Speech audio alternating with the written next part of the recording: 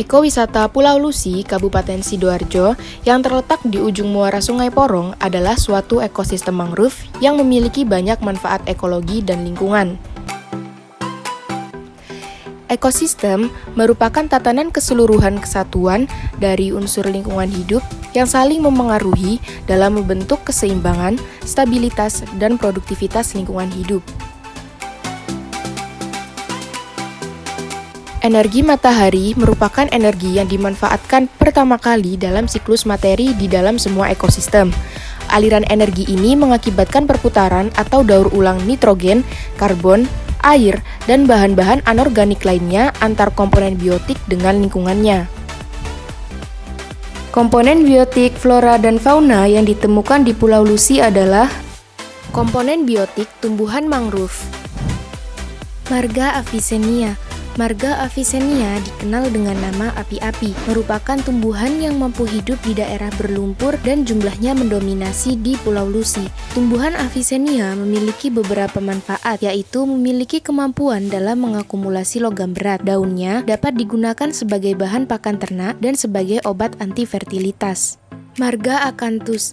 Marga Acanthus dikenal dengan nama jeruju. Marga Acanthus tumbuh liar di daerah pantai, tepi sungai, serta tempat-tempat lain yang tanahnya berlumpur dan berair payau. Semua bagian tumbuhan dapat digunakan sebagai pengobatan luka dan infeksi kulit, serta dapat digunakan sebagai obat cacingan. Rhizopora mucronata. Rhizopora mucronata dapat ditemukan pada muara sungai dan areal pasang surut. Rhizopora mucronata adalah tumbuhan mangrove yang toleran terhadap habitat yang substratnya lebih keras, berpasir, kaya akan humus, dan optimal pada daerah yang tergenang dalam. Akar panjang Rhizopora membantu memperkuat kestabilan pantai.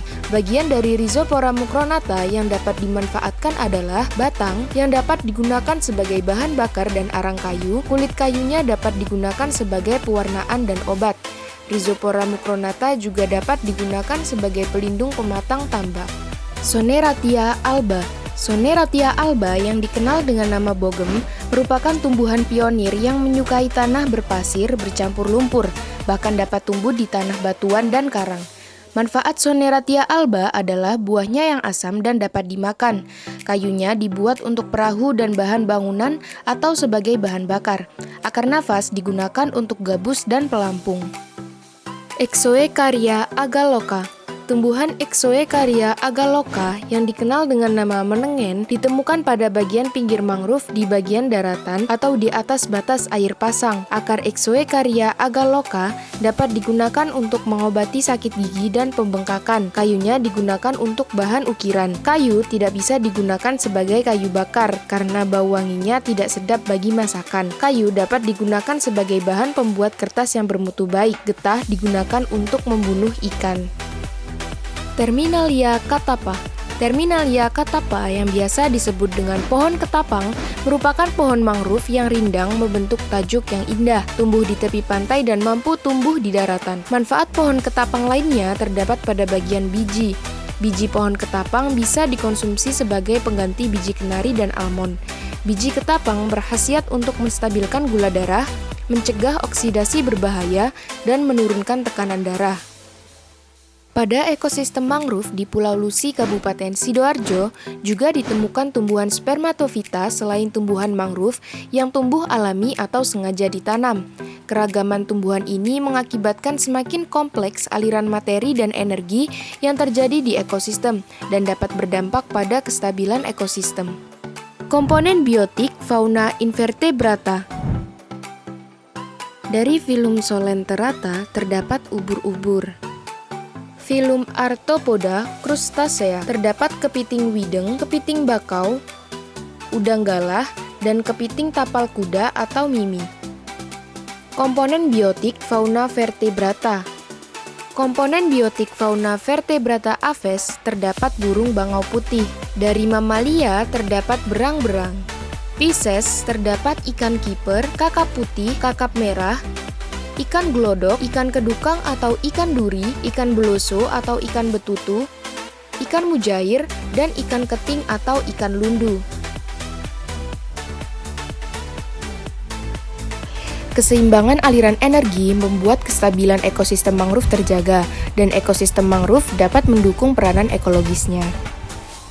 Dan jika peranan ekologis mangrove berjalan optimal, maka ekosistem mangrove dapat mendukung peranan lingkungan sesuai dengan jenis biotanya. Namun, hutan mangrove dapat mengalami gangguan secara alami maupun buatan. Eksploitasi pengambilan kayu tumbuhan mangrove adalah contoh gangguan akibat ulah manusia.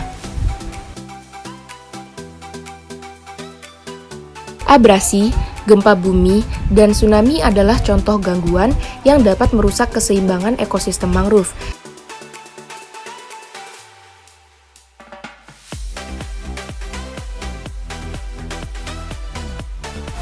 Nah, jika terjadi gangguan perairan seperti pencemaran akibat pembuangan sampah di daerah hulu, apakah juga dapat mengakibatkan gangguan pada daerah hilir? Mangrove sebagai ekosistem yang terletak di wilayah estuary memiliki komponen abiotik dan biotik yang khas yang saling terikat satu sama lain membentuk suatu keseimbangan dalam perputaran materi dan energi. Tumbuhan mangrove merupakan salah satu komponen teraftrofik pertama di estuary yang berperan sebagai penambat energi matahari yang akan diteruskan ke taraftrofik berikutnya, yaitu kelompok heterotrof, yang terdiri dari kelompok animalia dan mikroba. Adik-adik, dari video ini, permasalahan apa yang kalian temukan? Dan bagaimana cara mengatasinya?